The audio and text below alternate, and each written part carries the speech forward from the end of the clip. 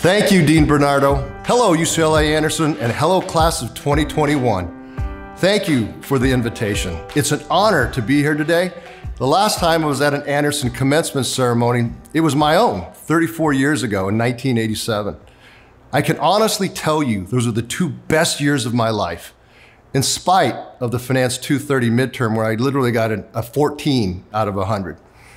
But I did get an A- at the end of the day. This has been a very different and challenging year for all of us, but particularly difficult for you.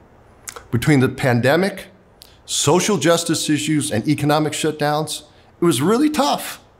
It's not a year that any of us are going to likely forget anytime soon. I have two daughters. I have a daughter graduating from high school this year, and I've seen how this has impacted her senior year.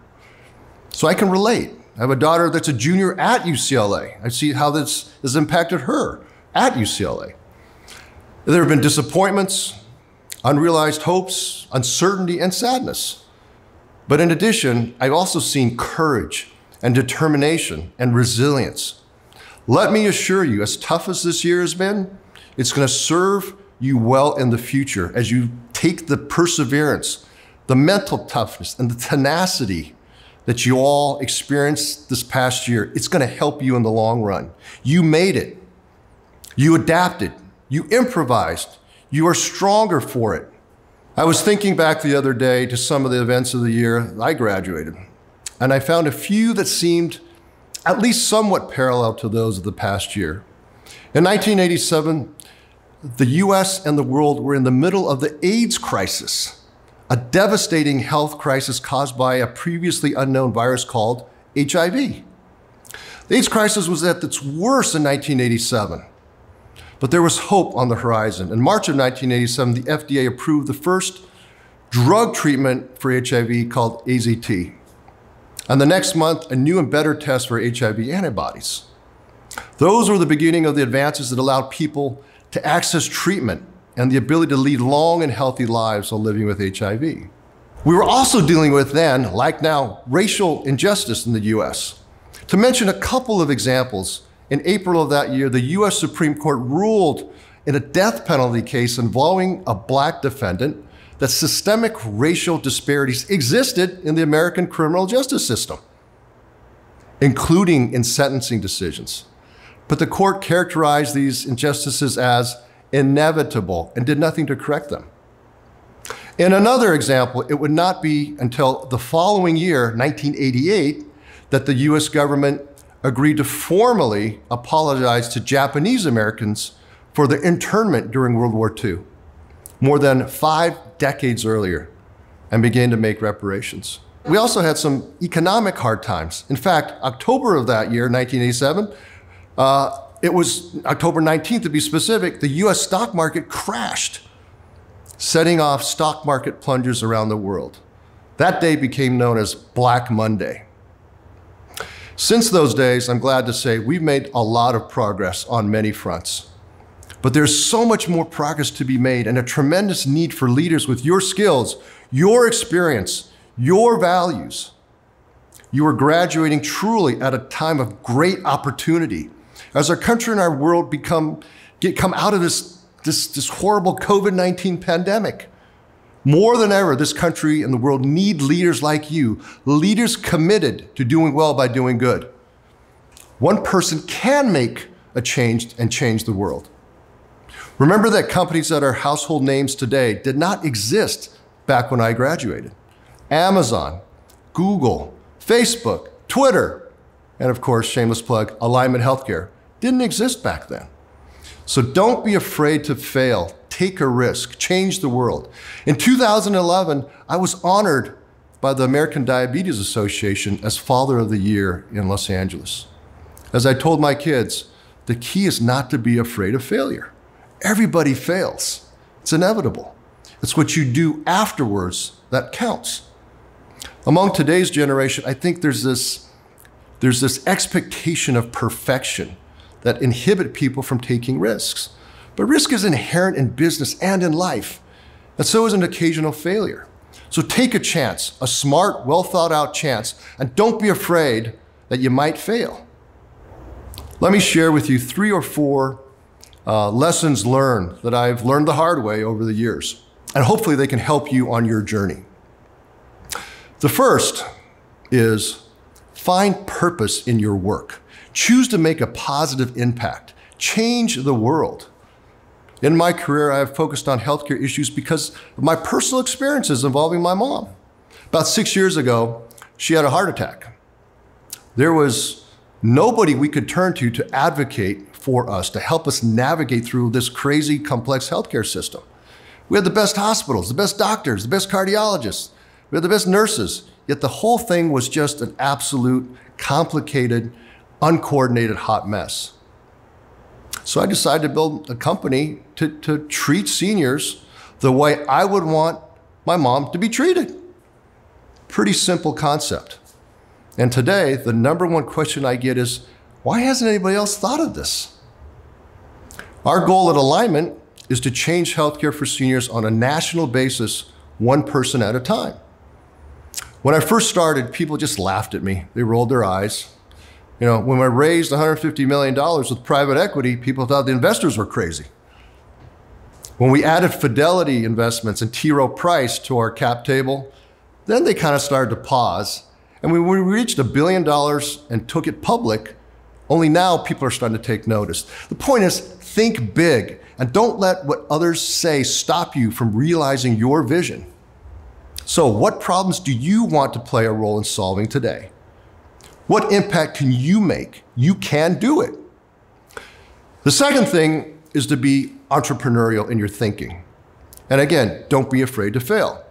I was very proud to have been the first, or one of the first recipients of the Price Center's Venture Capital Fellowship.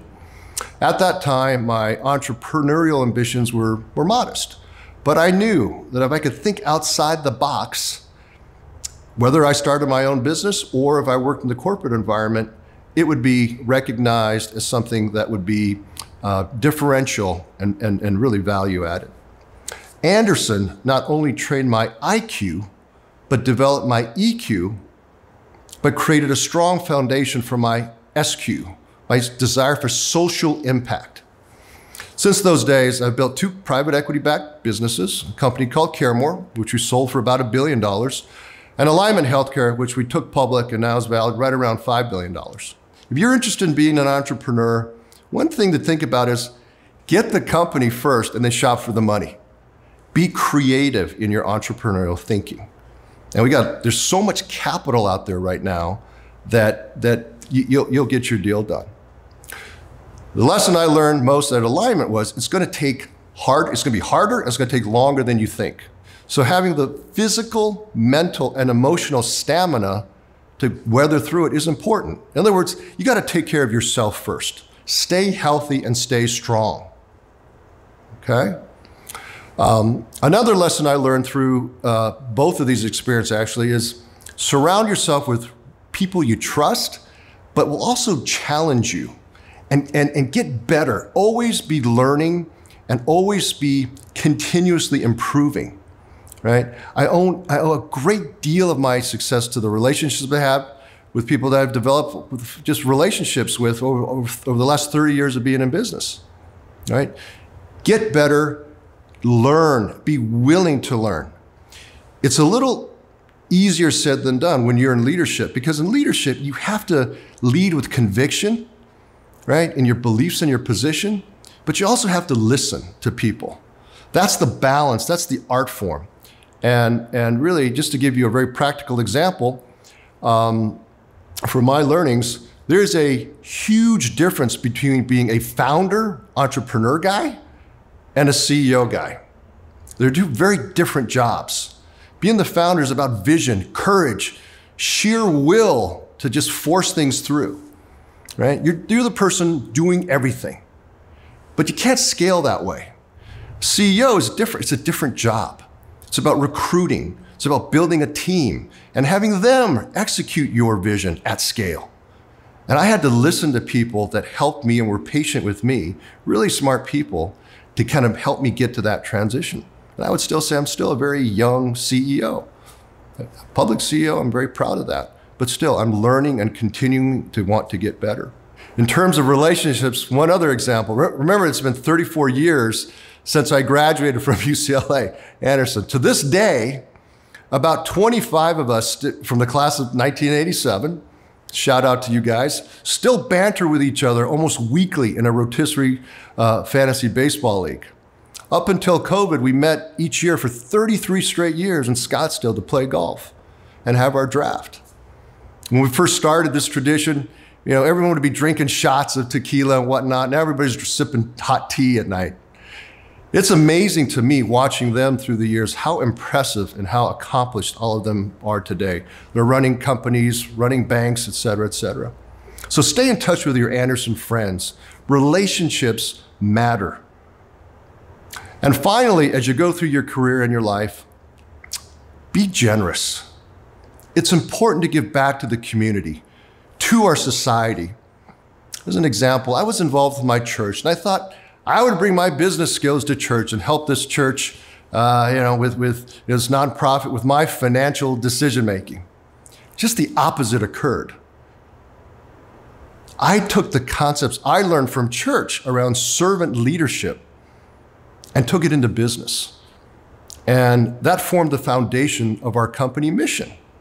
By giving and serving others, you will grow and learn and get better. Give of your time and your talents. You will gain so much more than you give. Get involved. As I wrap up, I wish so much that I could have been with you in person today. Congratulations to each and every one of you on achieving this very, very important milestone. Anderson's a wonderful school, and really on the resilience and courage you have demonstrated to reach this day. I hope it will be followed by many more achievements, marking both professional and personal success. I'll leave you with one of my favorite quotes from Steve Jobs, the founder of Apple. Your time is limited, so don't waste it living someone else's life. Don't let the noise of others' opinions drown out your own inner voice. And most important, have the courage to follow your heart and your intuition. Thank you, and on with your celebration. Go Bruins!